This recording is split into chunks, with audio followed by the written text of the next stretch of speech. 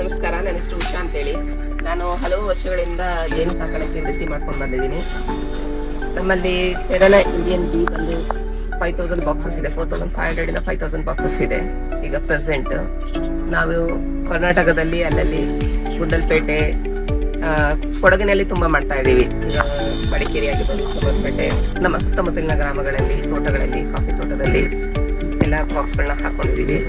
ಅದೇ ರೀತಿ ಮುಜಂಟಿ ಜೇನು, ಮೂಲಿ ಜೇನು ಅಂತ ಹೇಳಿ ನಮ್ಮ ಕೊಡಗಿನಲ್ಲಿ ಬೆಳೀತಾರೆ. ಅದನ್ನು ಕೂಡ ನಾವು 2800 ಬಾಕ್ಸಸ್ನ ಹಾಕಿದ್ದೀವಿ. ಹಾಗೆ ರೈತರಿಗೂ ಕೂಡ ನಾವು ಬಾಕ್ಸಸ್ನ ಕೊಡ್ತಾ ಇದ್ದೀವಿ. ಕಾಫಿ ಬೆಳೆಗಾರರಾಗಿರ್ಬೋದು, ಇಲ್ಲ ಕಲ್ಲಂಗಡಿ ಬೆಳೆಗಾರರು. ಈಗ ಪ್ರಮುಖ ಬೆಳೆ ಅಂದಾಗ ನಮ್ಮಲ್ಲಿ ಬರೋದು ಕಾಫಿ ಮತ್ತು ಮೆಣಸು. ಅದಕ್ಕೋಸ್ಕರ ಎಲ್ಲರೂ ಪ್ರತಿಯೊಬ್ಬರು ಕೂಡ ಈಗ ಬೀಸ್ನ ಅಂದ್ರೆ ಜೇನು ಸಾಕಾಣಿಕೆಯಲ್ಲಿ ತುಂಬಾ ಇಂಟ್ರೆಸ್ಟ್ ತಗೊಂಡು ಮಾಡ್ತಾ ಇದ್ದಾರೆ. ನಾನೊಂದು 1500ರಿಂದ 2000 ಜನಗಳಿಗೆ ಈ ರೀತಿ ಜೇನು ಸಾಕಾಣಿಕೆ ಟ್ರೈನಿಂಗ್ನ ಕೂಡ ಕೊಡ್ತಾ ಇದ್ದೀನಿ.